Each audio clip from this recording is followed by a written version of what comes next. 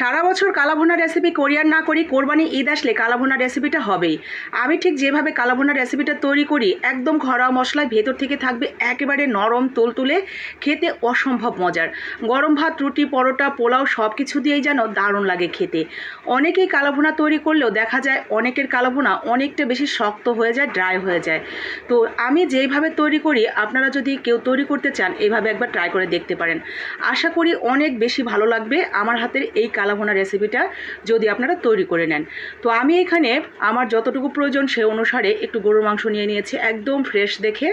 তো আমি খুব বেশি বড়ও করব না, আবার একেবারে ছোট ছোট পিস করব সেটাও না, মাঝারি সাইজ করে ঠিক এইভাবে কেটে নিয়েছি সম্পূর্ণটা। তো এখন এটাকে ভালো করে ধুয়ে নিয়ে দিয়ে দিলাম একটা প্যানের মধ্যে।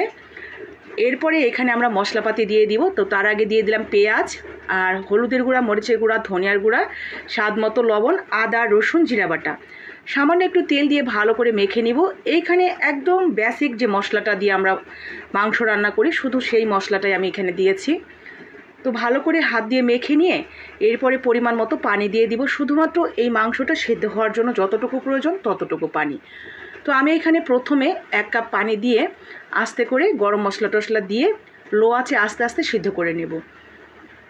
তো এরই মাঝে আমি একটু নাড়াচাড়া করে দিলাম এবং দিয়ে দিব 2-3টা কাঁচামরিচ। এরপরে লো আঁচে এভাবেই বসিয়ে রাখবো যতক্ষণ না পর্যন্ত নরম হয়ে আসে। খুব বেশি আঁচে এই মাংসটা সিদ্ধ করবেন না, তাহলে ভেতর থেকে কিন্তু শক্ত হয়ে যাবে ওই মাংসের ফাইবারগুলো। তো একদম যখন নরম তুলতুলে হয়ে যাবে আর পানিটাও শুকিয়ে গেছে, তখন আমরা নামিয়ে রেখে দিলাম। এখন এখানে নিয়েছি পেঁয়াজটা খুব সুন্দর করে লাল লাল করে বেরেস্তা করে আগে থেকেই রান্না করা মাংসটা তেলের মধ্যে ছেড়ে দিলাম। এরপরে এখানে দিয়ে দিব কিছুটা শাহি গরম মশলার গুঁড়া। যদি শাহি গরম মশলার গুঁড়াটা না থাকে তাহলে এখানে কিছুটা পরিমাণ জয়ত্রী, সামান্য একটু জয়ফল আর অল্প একটু জিরা নিয়ে গরম করে শুকনো খোলায় সেটা ভেজে অ্যাড করে দিবেন। তো এরপরে এখানে আমি কয়েকটা রসুন দিয়ে দিলাম। আমার কাছে কালাভুনার সাথে রসুন খেতে অনেক ভালো লাগে, তো কয়েকটা রসুনও দিয়ে দিলাম। এতে করে ফ্লেভারটাও ভালো আসে, আবার রসুনটা ভাতের মধ্যে নিয়ে খেতেও ভালো লাগে।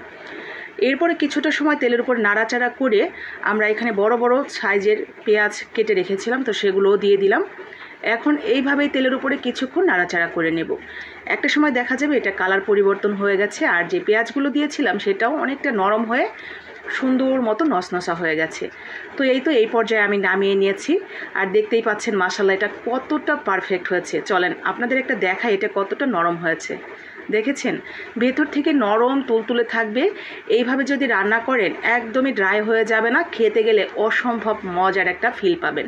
তো ভালো লাগলে বানিয়ে নেবেন। এইবার কোরবানি ঈদে আমার এই রেসিপিটা ফলো করে লাইক কমেন্ট শেয়ার করে দেবেন সবার জন্য।